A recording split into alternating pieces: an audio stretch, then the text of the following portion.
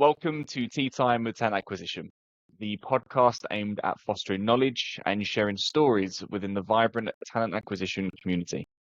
I'm your host, Eden, and for the next hour or so, I'm going to be joined by a seasoned talent sourcing specialist with years of experience across diverse hiring processes and roles at companies like Humanitech, HelloFresh, and currently Wolt. He's enhanced the art of finding top talent by combining traditional and innovative sourcing techniques, now focusing on strategically hiring for executive positions.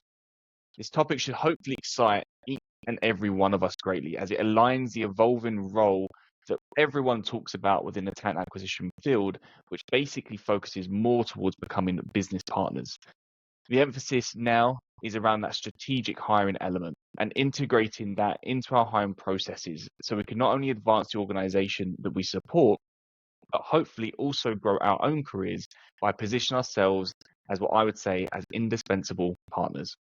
So when you're ready, grab your favorite tea or coffee if you prefer, and join me in welcoming today's guest, the senior sourcing specialist with the team at Wolt, João Luzabrito. So thank you so much for joining me. Thanks, Eden. Very happy to be here as well. It's actually something, just a quick note before we jump into the actual session. It's actually something that I've been wanting to do for a while. So thank you very much for the invite, and looking forward to it. No, I appreciate the kind words on that. I mean, obviously, we've gone through a few conversations with this, and I think the topic that you chose around strategic sourcing, it's one that I know you're clearly passionate about, which makes this a lot easier and a lot more exciting. But I also think, and I emphasize that element of moving into business partners, a lot of the talent community are talking about it, and a lot of the talent community want it. But I think sometimes it's difficult to understand how do we do it, and I think the strategic side is what a lot of people probably are missing from their recruitment efforts. So I'm really interested in kind of uncovering that with you. Before we get there, the teaser question, as it were.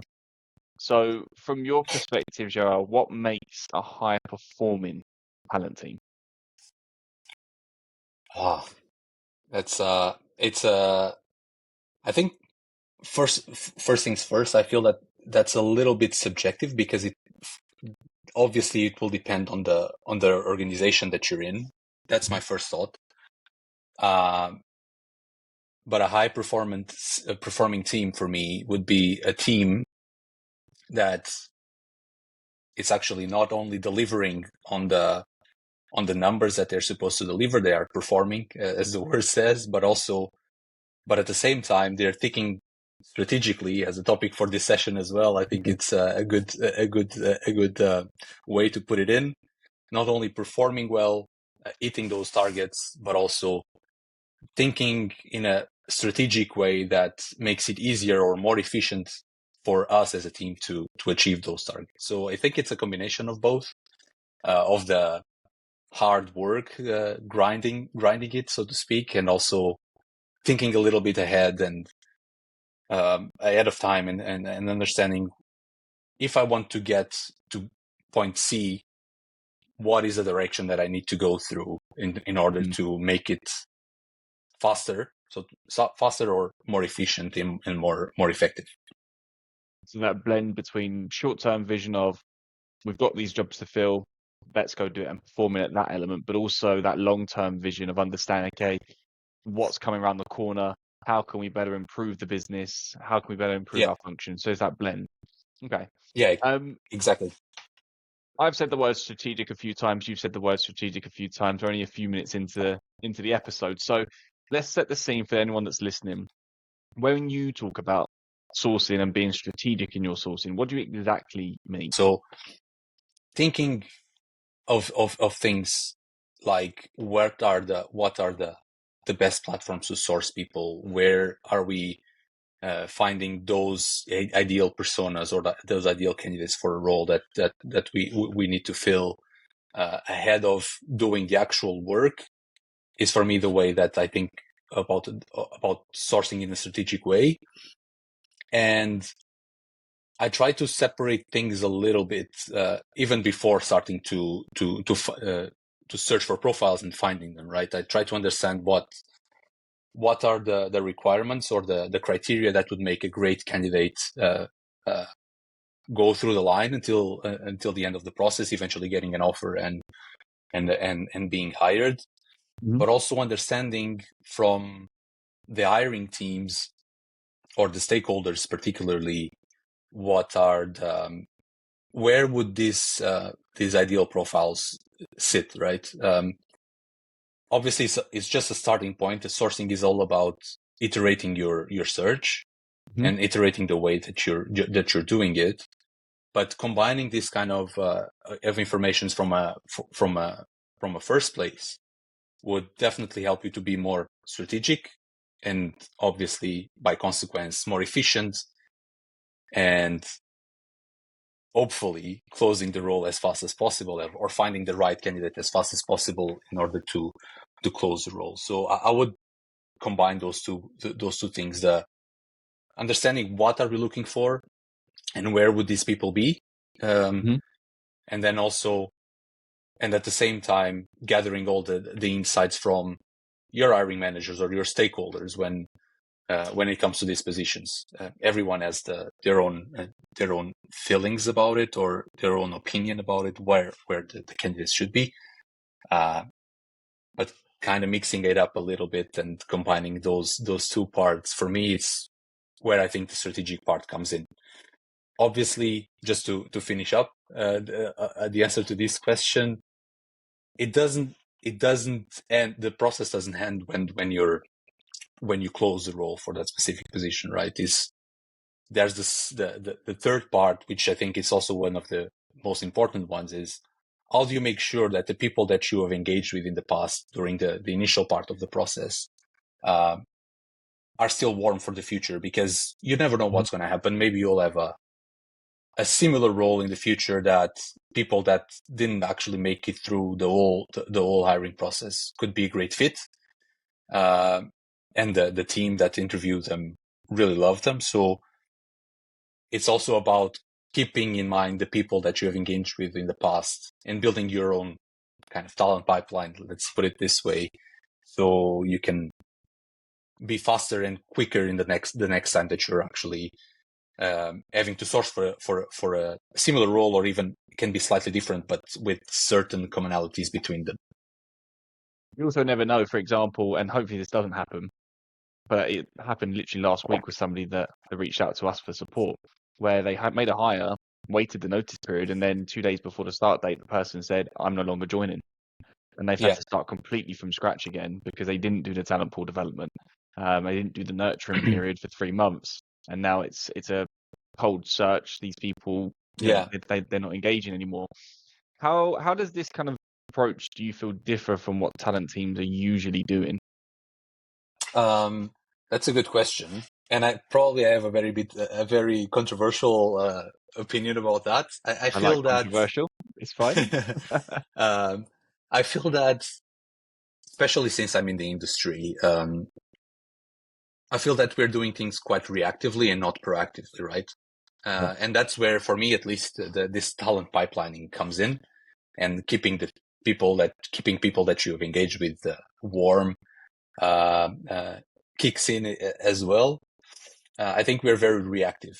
We get a role, okay, we have to source for this role, and then we forget about everything when the role is closed, and we don't really care about what happened with the candidates that you have spoke with, right? I had a manager in the past that kind of changed my perspective on this a little bit. And it's something so basic and so simple that when I heard this for the first time, I thought, why didn't I ever think about this, or why we as a team are not taking this to a next level? And the question, or the thing that this manager told me was, how many times you receive a rejection email or message from a recruiter that says, let's keep in touch for the future. We'll be sure to reach out again if there's a role that matches your experience, right? And after you have that question, you start thinking, how many times was I rejected in the past and never heard again from those recruiters, right? And that for me was the the break point, so to speak. I don't want to, maybe it's a little bit harsh, but the turning point when I started looking at this in a different way, and at least for the people that I've sourced throughout the years, I try to engage with them in a way, one way or another. If it's just liking a post that they make on LinkedIn, or sending out a message when they get into the new role, hey, congrats for that. Let me know if you're willing to speak. I would love to chat about your experience in company X or Z. And let's essentially keep in touch, because especially in executive, and that's the part where I'm focusing on right now, executive people or director plus people are at the point of this career. And we talked about this also in the previously, are at the point of their career where even if they're not open to change roles for whatever reason, everyone has their reasons. I noticed that they are way more open to the possibility of changing jobs. They want to see eventually what is out there, what a company where I'm working right now at Wolt, for example, what can offer them that is different for their career, for their career path. And that's one of the things that I like the most about executive sourcing in executive in an executive function, because it gives you it gives you a little bit of pleasure, so to speak, because it's very interesting to speak with people that come from very different backgrounds and very different industries and companies, like big companies, smaller companies. But there's always this trend between them that, yeah, let's chat. Why not? In the end, is 10, 15 minutes of my time that we are not wasting, but getting to know each other. And then we can eventually find the common ground. I think we're a little bit alike, Eden. I'm not going to be on a call hearing what you say and your not demands, but the needs or your expectations for the future, and tell you, no, this is exactly what we can offer. Then at the end, we can't even offer you or match whatever you're making right now, or the conditions that you're working in right now, right? So why am I going to put a candidate into process that I'm not sure if we're going to be able to close, or we are too far apart to make it work, right? I prefer to be completely transparent and honest from the beginning. But to go back just a couple of words, it's very interesting to engage with these people, because typically they're quite open to understand what we as a company or we as an organization, we can offer them to make them evolve in their career.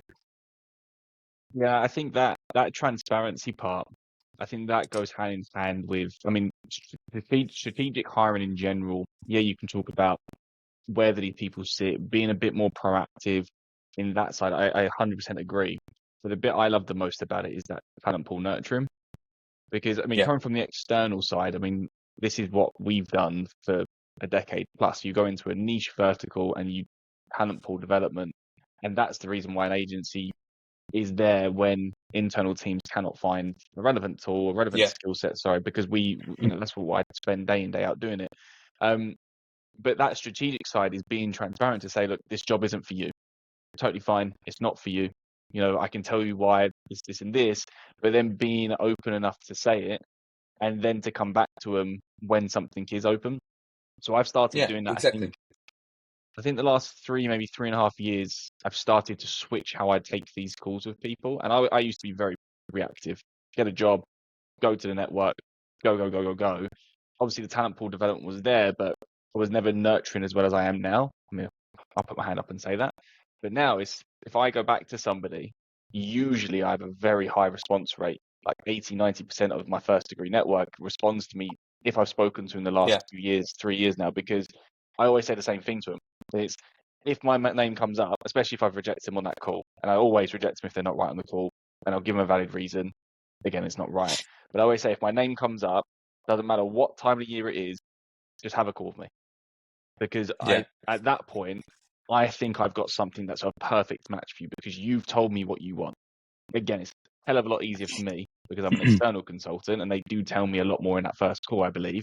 And the response rate is through the roof. Every quarter, my calendar is blocked out with loads of calls with people and just having updates, having catch-ups, and that's the talent pool development. I think I agree. A lot of teams are missing. I think that's Yeah, the strategic side that you've kind of started to nail down. that's I agree absolutely. And you touched a point that I think it's very relevant and something that I try to improve on every time that I speak with a candidate. It's something that it's related to candidate experience. But taking candidate experience more like as a customer experience approach, uh, there's a saying in marketing that you make one customer happy and they will tell another person, Mm-hmm. but you make one customer unhappy and they will tell 10 different ones. Yeah. So how can you leave that conversation with a good impression, making a good candidate experience? And that for me relies a lot on understanding the expectations from the candidate, right? What are your needs, your expectations? What are you looking for if you're changing a job? I'm not even saying that. I'm not trying to convince you that this is a job for you.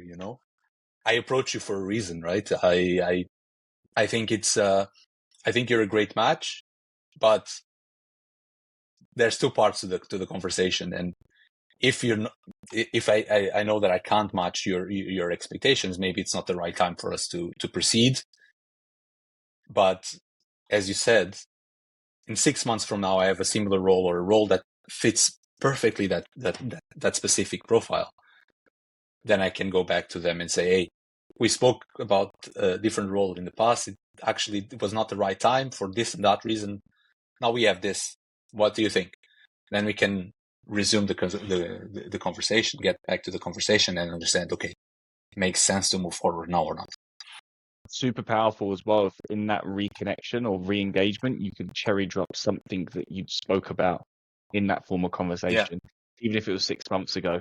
And I think some of the examples that I've kind of can think of, and I put these in as diary notes again in my calendar, was like someone's expecting a baby, someone's birthday, someone ran a marathon, and I always kind of cherry drop these bits and pieces. And they sit there and go, "Holy shit, like you did listen." And then as soon as you have that, they're so receptive to you. Doesn't matter if it's at this company, and of course, you want a long-term prosperous career in your current business. Of course you do. You're not going to be there forever. So then when you move on, the opportunity might be better suited for you and that person at that point. Obviously, there is a fine balance, I think, between strategic hiring and being. Because strategic hiring, I think, it can be a lot slower before you start the process because you do need a bit more thinking time. But of course, you need to be efficient in your sourcing approach. And sometimes, we've got tight deadlines. We haven't got the resources to find, particular profiles, maybe budgeting reasons, headcount, time, biggest one time. So how can, I guess, we as talent professionals balance these elements, being strategic but efficient? Yeah. My way of doing things, and I mean, obviously, I hope that a lot of people would listen to this podcast and they take some of this to their own lines of work. But one of the things that I always try to say to other sources that I work with is that, or even recruiters that I partner with for roles, is that my way of working might not work for you, right? I know how I like to work and I know how I can work well, but I'm not gonna try to say this is the way that you should do things because otherwise you're not gonna achieve your results. You need to find a balance, right? Or adapt things from one person and the other person and understanding what works for you or not. One of the things that I try to do to balance it out, the strategic side of things, and also be efficient, is I try to involve hiring managers or stakeholders in the process, the sourcing process from the get-go and as much as possible.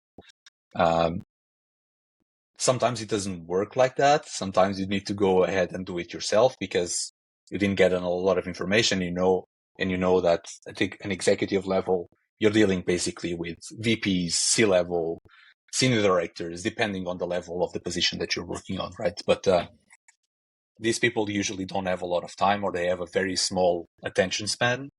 So how can you hook them with the things that you're requesting from them?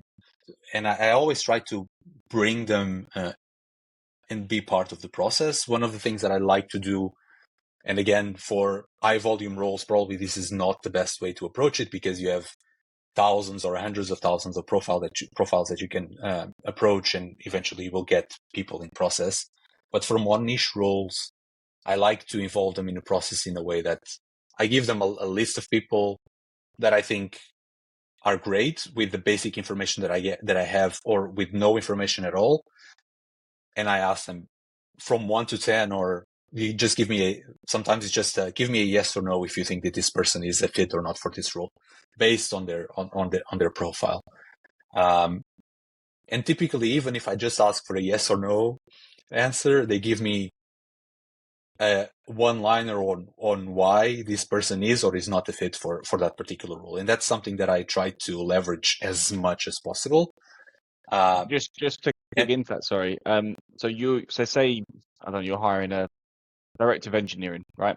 You speak to the hiring manager, you take the requirement, you'd go away and find a couple of people, but you won't necessarily engage with those people. You'll just Yes, find a couple of names, okay, and then you use correct. whatever source. You bring that list back to the hiring manager and say, can you give me some feedback before you start the process formally, just to see, did you understand, and to iron out any kinks in the process, and just to get their thought process.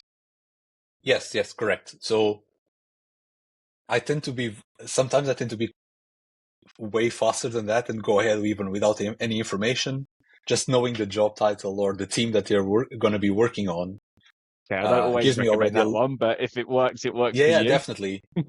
For me, obviously, I'm not expecting to bring a list of people to a hiring manager and get like 100% of those people that I found to be exactly aligned with the role that we are hiring for, right? Sometimes it happens. It happened to me once. I think it was a very short list, and it was one of the quickest hiring processes I've been part of. Maybe also because the hiring manager was quite new to the company, so they wanted to be involved and really involved. The feedback was super fast. So what was the time frame, start to finish? Yeah, exactly. You asked how long? Sorry. How long was the time frame, start to finish? I think so. This was a director role, and I think the whole process from the role was open to we close it was around 2 months, which is quite short for a director position or above. Usually, as you said, it can be longer, right? Because notice periods. And this person actually started in 2 months, so it was spot on. And I remember that case because we put on the job, we published the role, we got a bunch of applications. I sourced 20 people. I think 17 out of 20 people, the hiring manager really liked. And we got 3 offers out, and we put down the job as well after that, because the response rate was incredible, like 85% or something. Almost everyone replied to me after the first message. And we got 3 offers out out of these 20 people that I've sourced, and we eventually hired one of them. So it was one of the best experiences that I had, and the fastest ones as well, which was quite cool. But sometimes it's not like that, right? And to go back to your question, and I was saying that sometimes I'm faster than that, even with the job title or the team.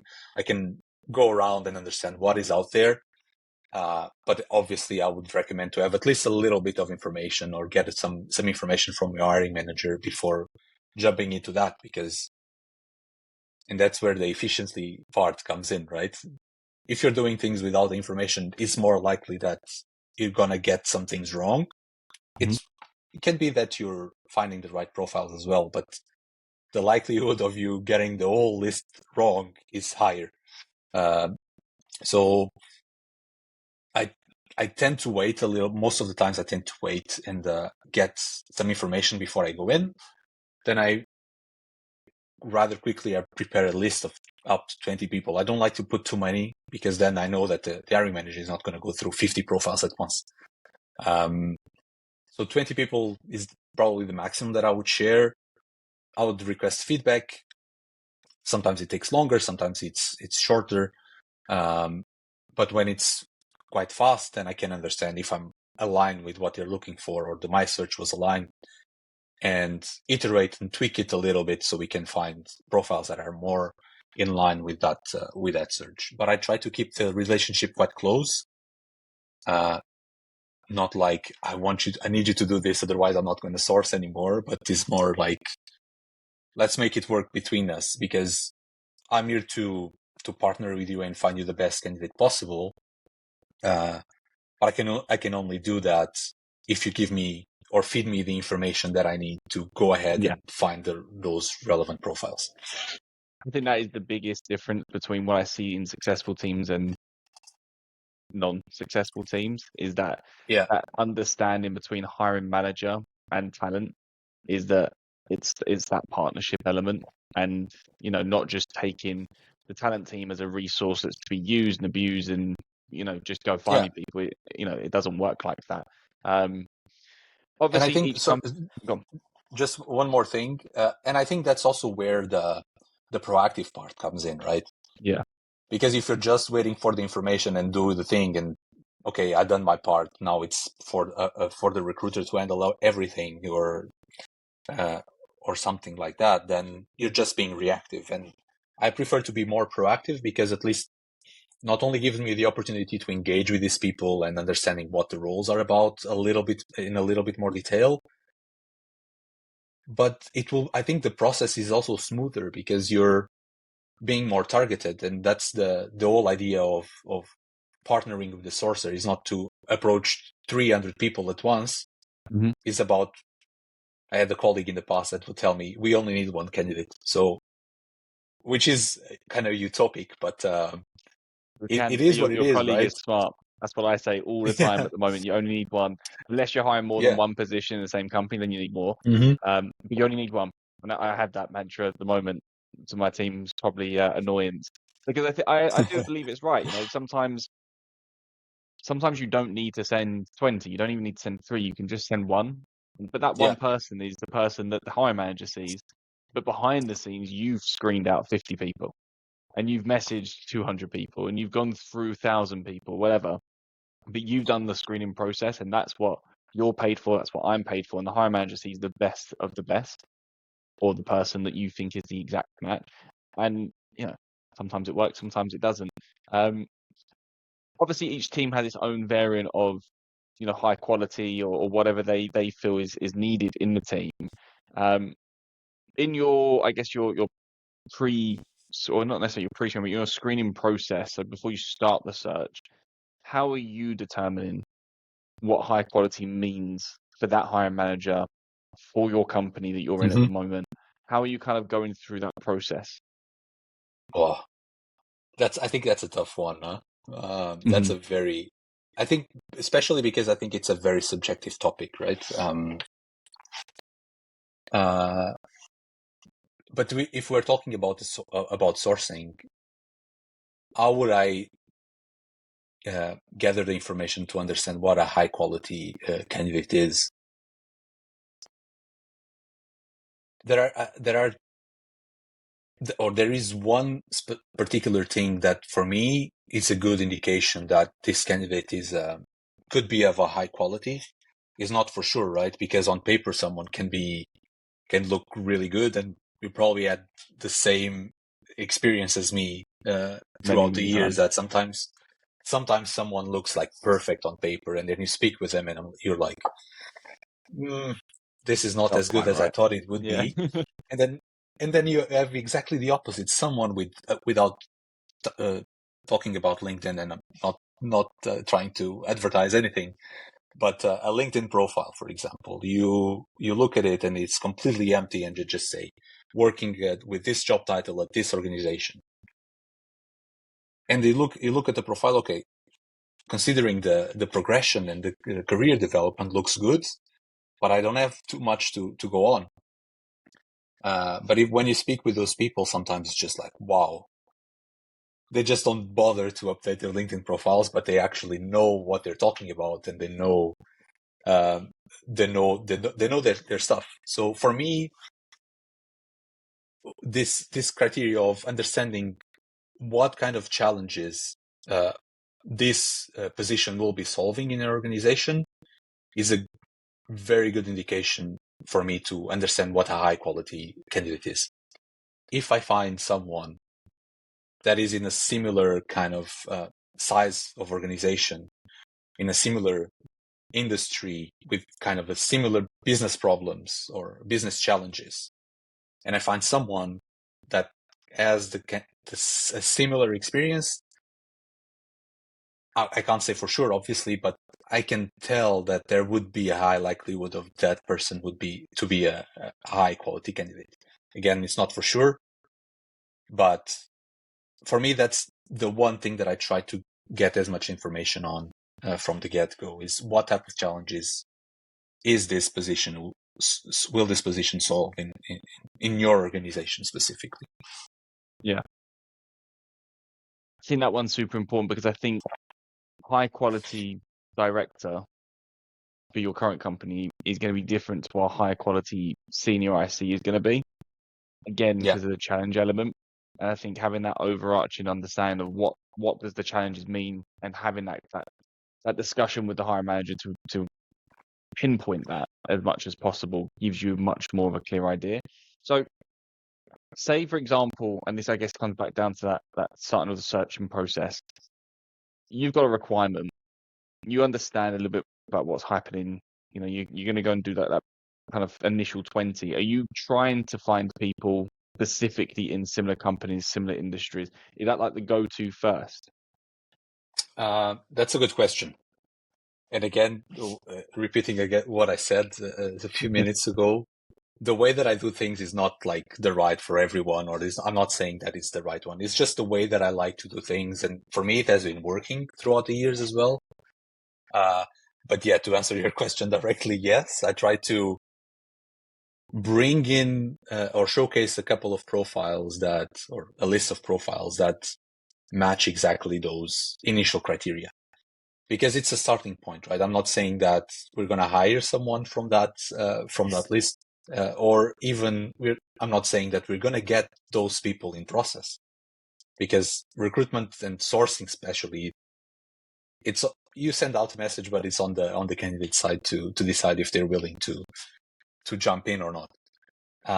But yeah, I try to take a kind of a pyramid approach. I start from the top, where I'm very targeted. Sometimes my searches return 50 people, and I'm like, this is not a lot. And I start.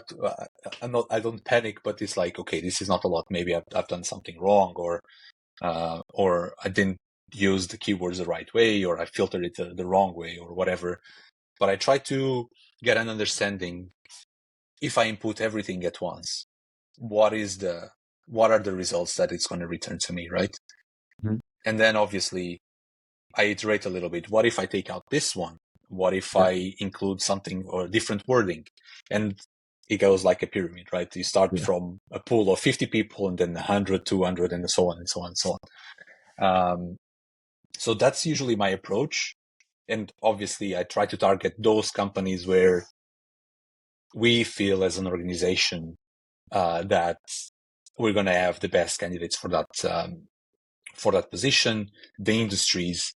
And I have actually a very good example of this, a role in the past that I was working on that was quite challenging for me to bring people in the process, because it's generally executive, most roles are quite niche in terms of the talent pool size, but this role was kind of funneled a little bit, because one very specific part of marketing that needed to be taken care of. And obviously I took the same approach. I was searching for, we are usually hiring from these companies, and we know that people that are coming from these particular industries or these particular companies are performing quite well during the process. So let's start with that. But one of the things that I quickly noticed is that the scope was so narrow for some of these folks that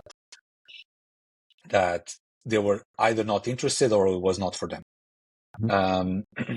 So I once, and in the process of this, it was a very long role actually.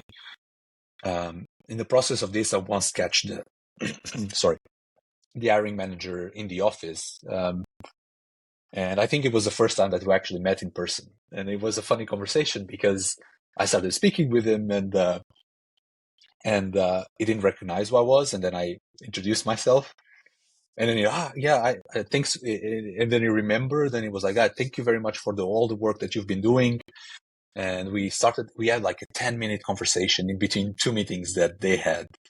And I asked him a simple question. What would be an industry that we haven't tapped in yet that you think could bring us relevant candidates? And he gave me an answer that it was so unexpected, because typically this industry is quite slow moving in a way, which is telecom. Got to be banking or I was going to say banking or insurance. So I was going to go Yeah. with. Fair enough. Telecom. Yeah. Also Telecommunications. And I was like, and I asked, I was like, okay, interesting. I would never think of that. And I asked, why does he think this industry is a good place to go? And he said, well, think of companies that provide your cable or your phone or your internet connection at home.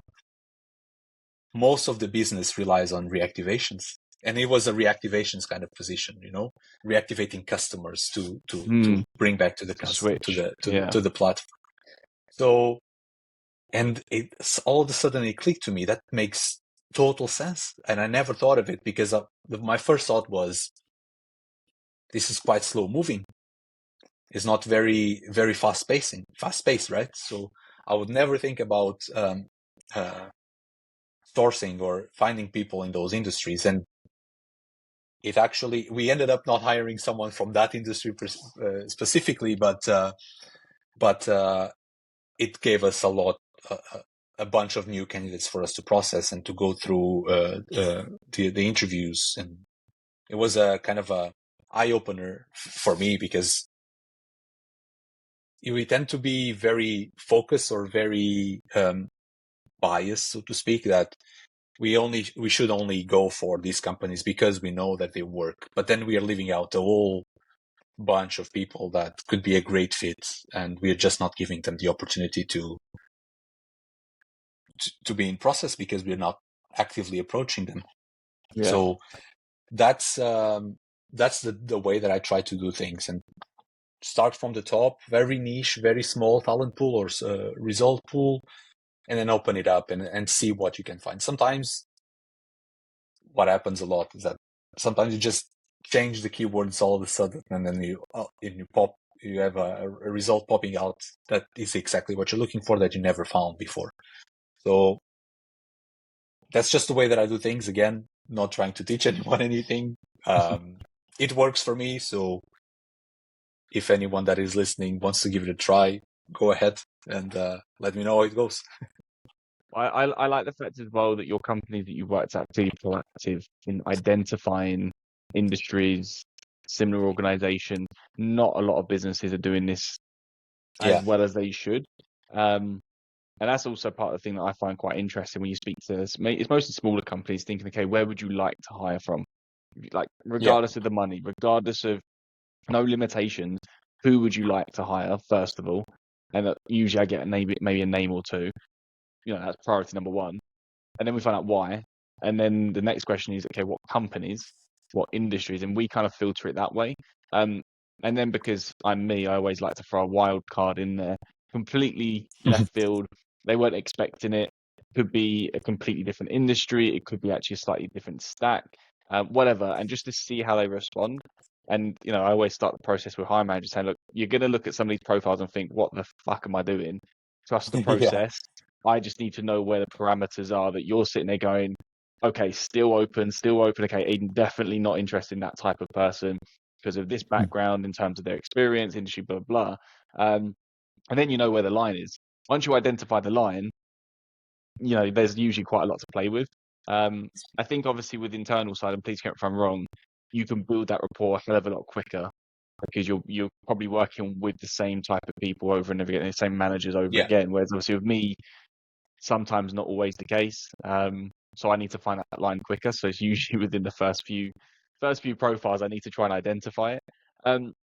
Joe, if it's cool for you, there's one final question I have, and then obviously we'll hop off. But we were discussing, this is why I want to bring it up as the last point. We were discussing before aligning the sourcing strategies and the talent acquisition strategies towards the business, so the overarching business. So can you explain, because I found this part very interesting from my perspective when you told me about it, but can you explain to me what you mean by aligning TA services with talent acquisition strategy? Okay. I think that's a very big topic. That's the first thing that comes to my mind, that it's a very big topic. But You've only got a few minutes, I apologize. no, it's fine. I'm just trying to to wrap things up on my mind in a good way. I don't want to butcher anything that might sound wrong or inaccurate or just honestly stupid, to be honest. There's no such thing as stupidity. Yeah. There's always No, learning. that's actually true. That's actually true. At some point I had a manager that told me, well, if you have a question, just put it out there, because it's very likely that someone else also has the question, has the same question mark on their mind. And that's also a thing that I like about sourcing, that question everything and anything, and then you'll see what comes out of it. I think the alignment between TA and the business itself, and the strategies that you're applying to find the right candidates is it can move a little bit, because what we would be looking at hiring today might be different from 6 months from now, right? Not only in terms of the type of roles, but also the positions or the level of those roles. But taking, for example, the type of roles, let's say that we have a huge need for engineers, for example. We are ramping up the platform or the application that we are developing, and we need to go ahead and hire a bunch of engineers to help us bring the company and the business to the next level. I think that's where aligning with the business and aligning the strategy with the business get together, because it's completely different than being hiring for finance or people, so to speak, or talent people. The approach needs to be different.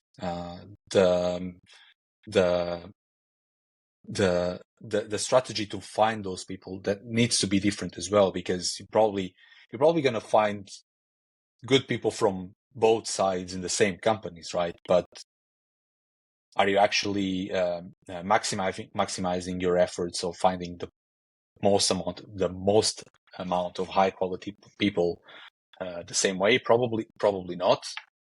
That's where the strategy needs to be different, and the same happens with executive people. Although I think it's a trend in this kind of startup, scale-up environments, where that hiring managers, they really would like to have someone from FANG joining the business, because they have the complexity. They worked with the complexity. They worked with this in scale and so on. No matter what the field that we're hiring for, or that these people have on their background, right? But this is a kind of a common trend across businesses, tech businesses at least. But I do get asked that quite a lot. I won't lie, and from smaller companies. And this isn't to discredit the smaller companies by any means, because some of their ideas are phenomenal. But then my question back to them is, are you good enough to hire that person? Is your product stable enough? Can you offer them the salary or the package? Can you actually attract somebody? And we're in Berlin, right? So we get AWS. I mean, pre their on-site adjustment, whenever we were hybrid, is like, my question to you is, can you truly attract someone that I know for a fact is on 6 figures with a phenomenal stock package at AWS to your 3-person startup? If you can, great. I'll do what I can to make it happen. But that's the question you have to really ask yourself. You want the best of the best, but are you able to bring the best of the best in yet? Outside of a Yeah, biased exactly. perspective that your product is the best on the market, because as a founder, of course, you need to believe that. Yeah, definitely. I think that on the sourcing side, I think that's probably the thing that I have the most issues with when hiring managers. I tend to ask this question every time that I kick off a role with a hiring manager. What is the ideal company that you would like this person to come from? And the answer is usually the same. Fang, because of the reasons that I just said, the complexity, the scale that they're working. And to go back to something that you also said is that, yes, I can probably bring you some people that are from those environments, right? And they're probably going to be very, very good. But are you willing to go above and beyond to match what they're looking for? And that's where the candidate experience comes in, right? The understanding the expectations of those people, or and at the same time always get in a wild card that comes from a completely unrelated company or an unrelated industry, just at least to get the feeling if that works, if that's what you're looking for or not, right? Sometimes they're very good that they end up getting hired instead of the Fang folks, but that for some reason they join these big tech companies and they progress throughout their lives there, and they have the complexity and the scale to be a good value, to be of great value to your organization. But it's about that compromise. You want people from Airbnb, but are you willing to move them from San Francisco to Berlin, for example, or are you willing to match their compensation? Because pretty sure that these people are not going to be at the same level of compensation that executives are in Berlin. Yeah.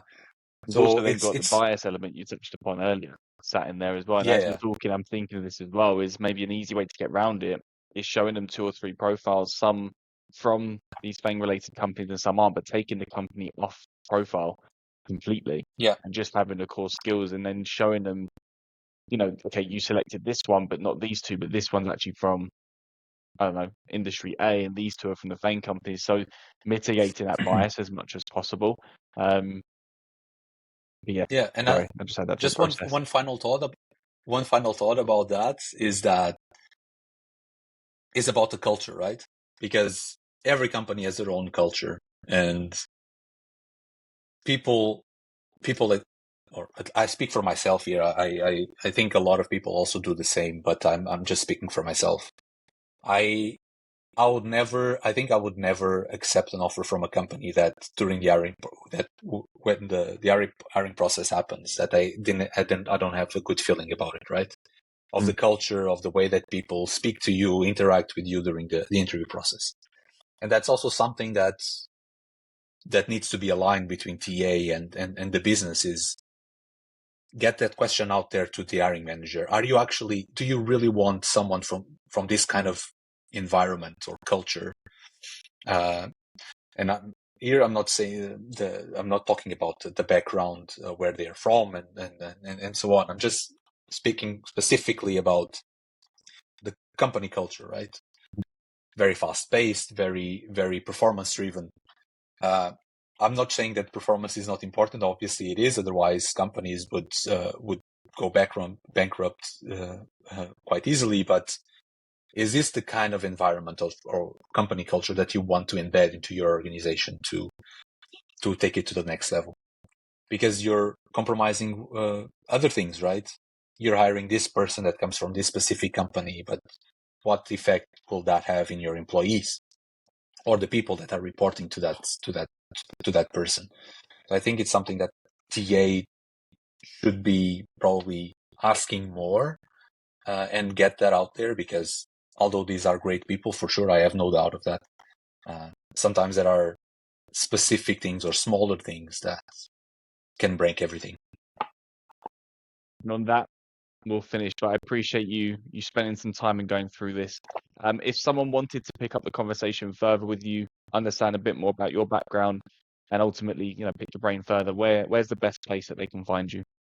Yeah, just connect with me on LinkedIn, drop me a message, and I'm always, one of the things that I've learned in sourcing is that I hate when people don't reply to you, because sometimes a no is a no, right? At least I know that you're not interested. So one of the things that I always try to do, if it's someone is trying to poach me or just for a conversation, I always try to give back an answer and say, hey, thanks for the message, but I'm not interested, or let's pick it up, have a chat at some point. So Now this LinkedIn is is the best option. this is the true test. So if anyone wants to connect with Yeah. you, I'll put your LinkedIn into the description on this. And now I'm going to ask you in a couple of months' time, how many people responded to you, or how many people did you respond to? So let's see. But I appreciate, Yeah, like I what said, is the you response rate? once again taking time and kind of going through this, because I do genuinely believe the strategic hiring element. If we can nail this down as an industry, that is just going to leapfrog so many people's careers into, as I said, that business partner element. So thank you so much for sharing kind of your background, your stories, and giving us some insights and information, so at least for people to go away with and try. So thank you. Thank you, Ethan. It was a pleasure as well. Thanks for inviting me again. No worries. Bye bye. Bye bye.